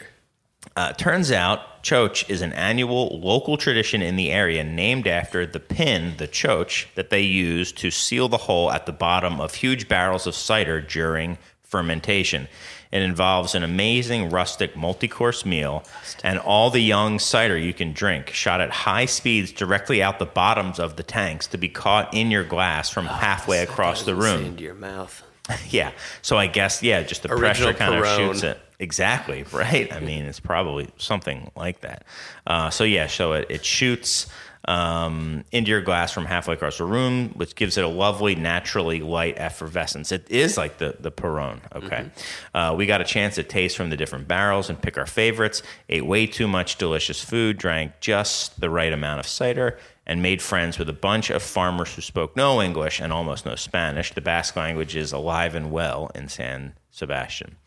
My wife and I were lucky enough to go to a Michelin 3-star restaurant in San Sebastian next night, but if you ask either of us what our favorite food memory is from that trip, or maybe ever, Choch would unquestionably be at the top of the list. I was so happy to see some Basque cider from Grutzetza on the shelves of Beer Temple recently, and drinking it brought back some of these great memories. Cheers, Dave. That's awesome. That's a cool story. Also, it's very clearly, definitely pronounced exactly Choch. I mean, right. Chotch. Yeah. Total chotch. That's the Philly is showing again. CHOACH. How would you? I don't know. That's exactly It's like, how I would it's say it too. I'm coach sure they have some with a there's CH. like missing Choch. letters. Yeah. Choch. Choch. Choch. Chotch. Guy's a total choch. That's a total Choch. PXOTX. Yeah.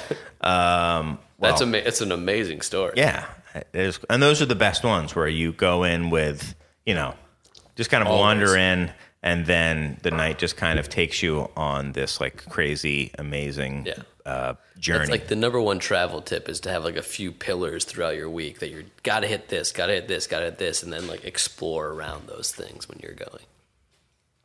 Well, thank you to Dave, and if anyone else wants to send us more experiences, we would very much appreciate it.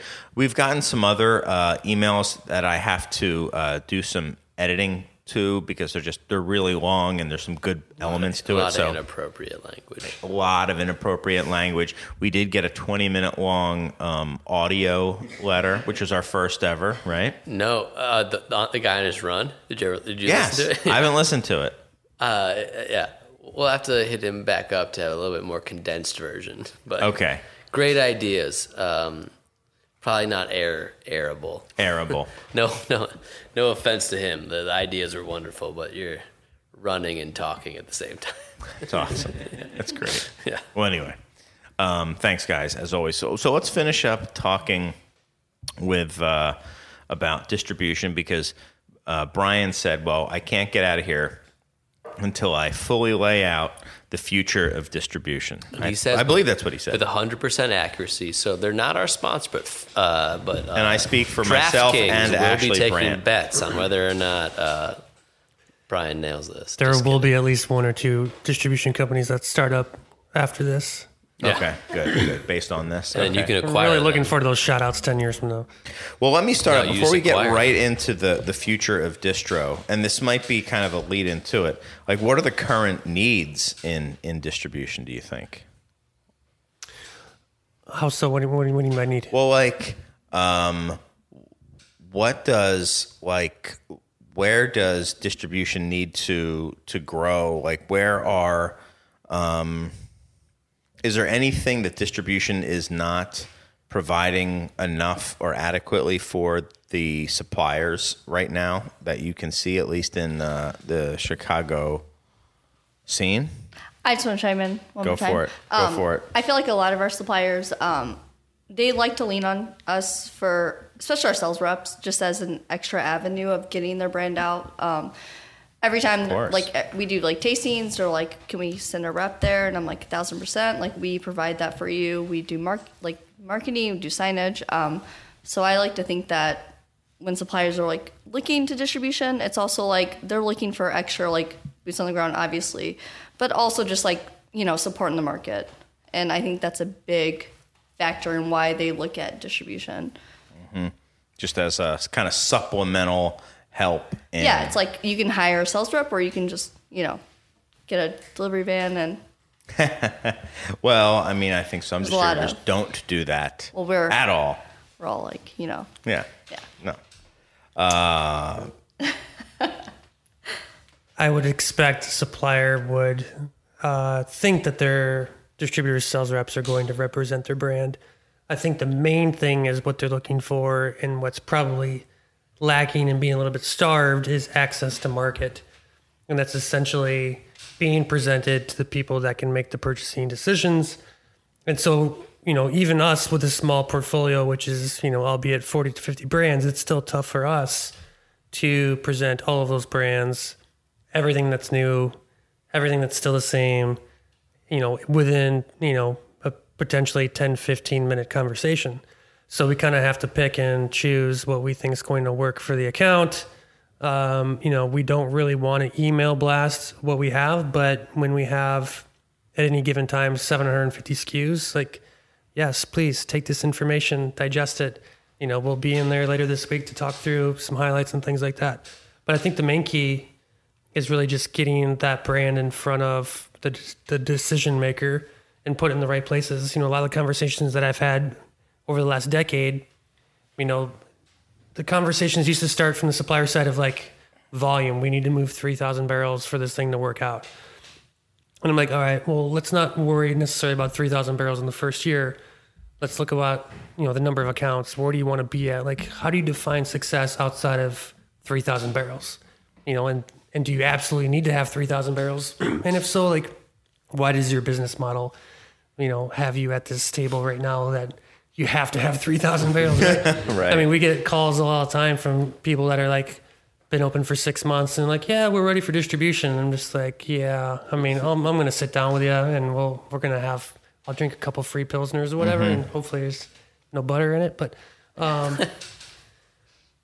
so that's the tough thing, is just being able to get the distributor to talk about your brand in the right way in front of the right person. And that's the key.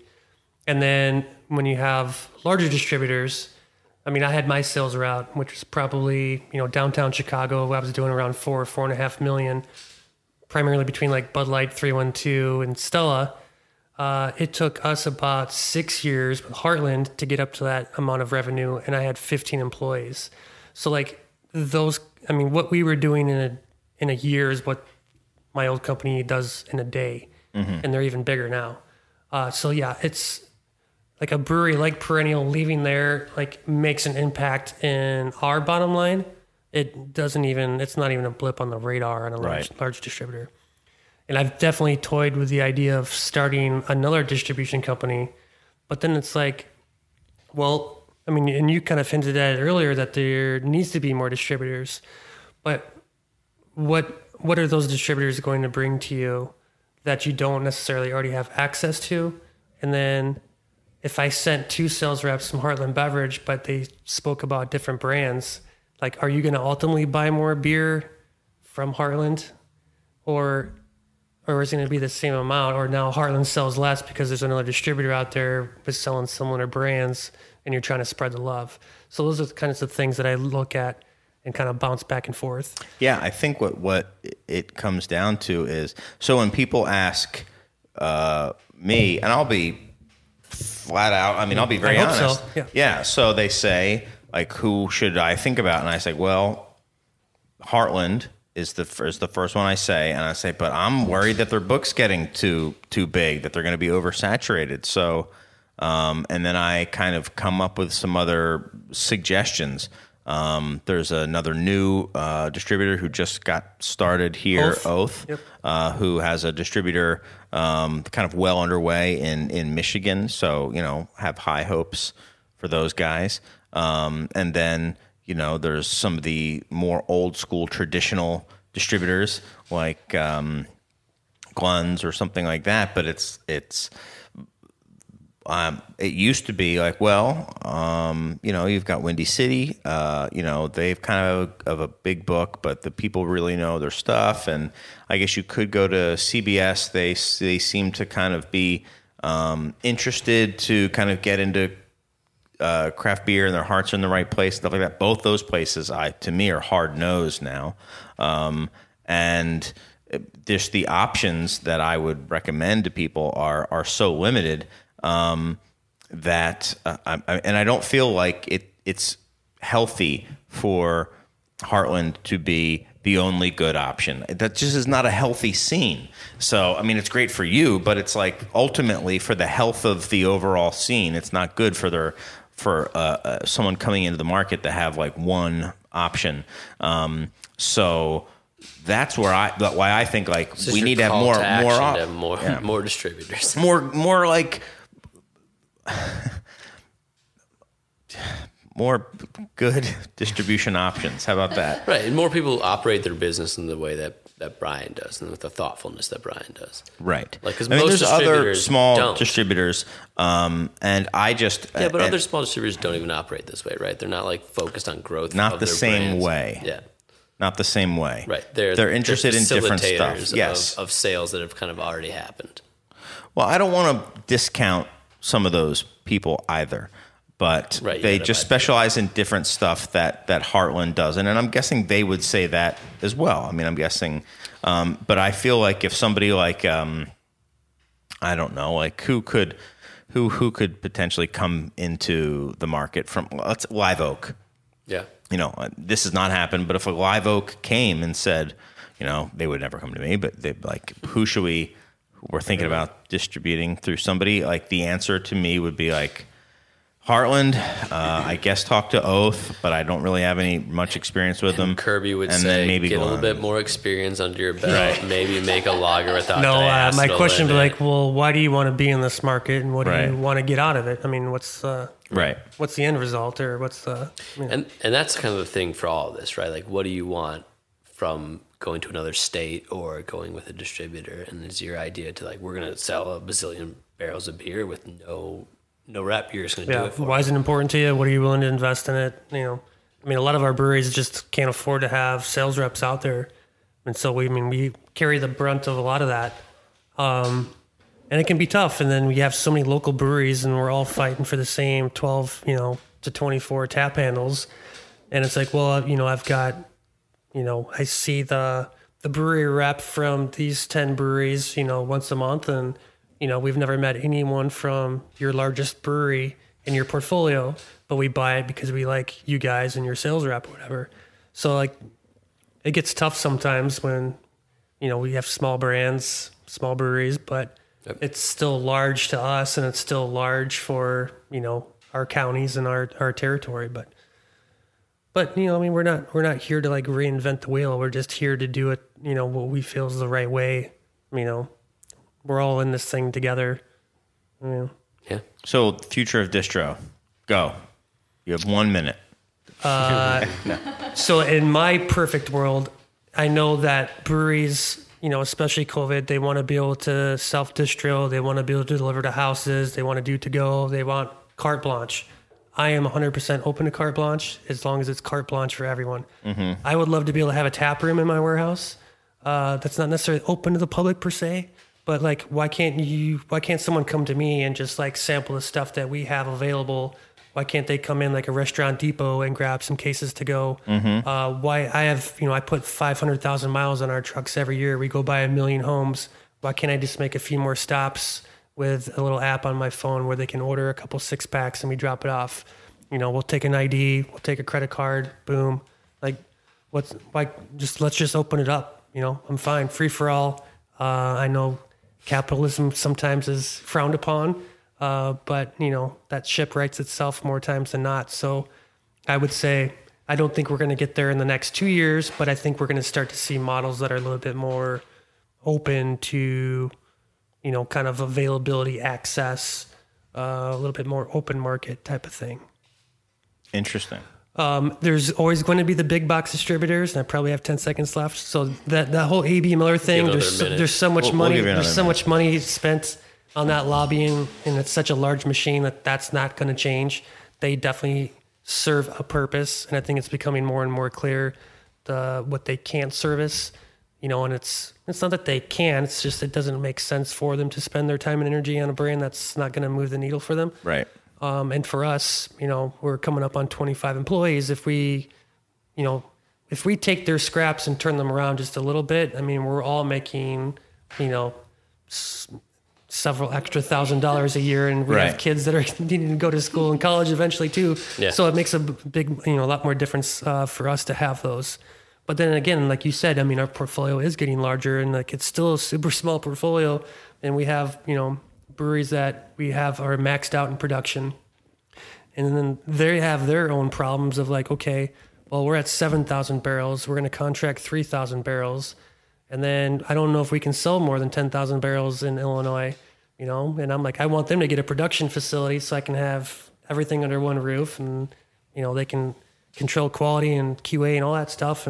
But it's like, yeah, it's just, it doesn't fly. And so what do we do then? You know, we have to go somewhere to find that volume and, you know, in order to grow, or do we just stay put and, you know, push what we have? So, but you're going to have small distributors popping up that it's exciting enough to bring in 5 to 10 brands, go out there with enthusiasm, you know, the liquid. Do you think there's going to be distributors coming in? You think?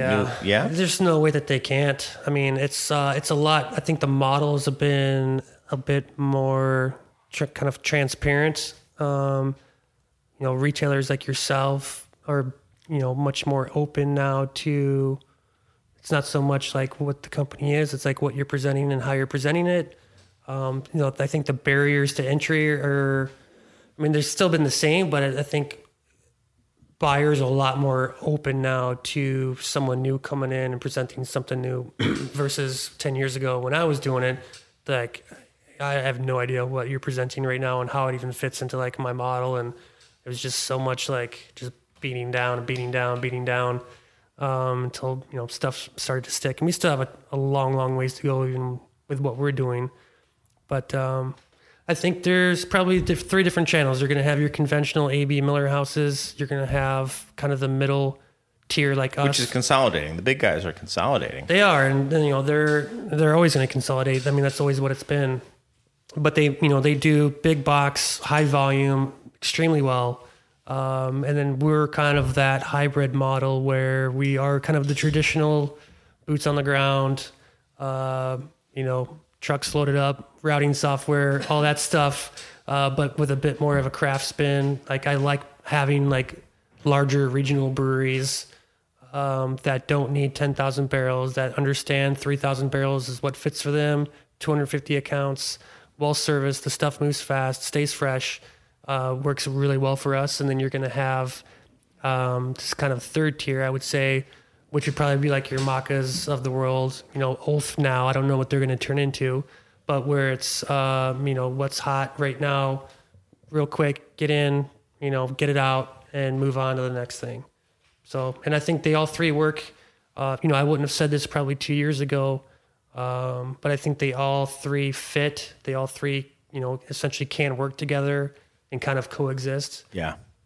And I think they need to. I mean, and the bottleneck seems to be your type of distributor because it probably takes a lot of, well, I mean, you're not just going to flip a switch and get it going. It probably takes a lot of blood, sweat, and tears and dedication to get it going. It can't be like, well, I have my van. It's like, no, it's not going to work because you're not going to get the type of accounts the type of breweries that are going to distribute. Like, van. Yeah, you're not going to get, you know, a Live Oak or I don't know, whoever. The big ones. Yeah. Or like a Fremont, or I'm trying to think of some guys who are like of a certain size, like they're not going to come and if you're like, they'll come and do 3,000 barrels here, but like they'll do a drop maybe, but it's like, you can't just show up in a rented, you know, U-Haul and be like, I'm here. What's up? Yeah. You the guys? Sick. Because I mean, you guys got stretch wrap or do you need like a I'll drive careful. Yeah. No lift gate. They just go down the ramp in the back.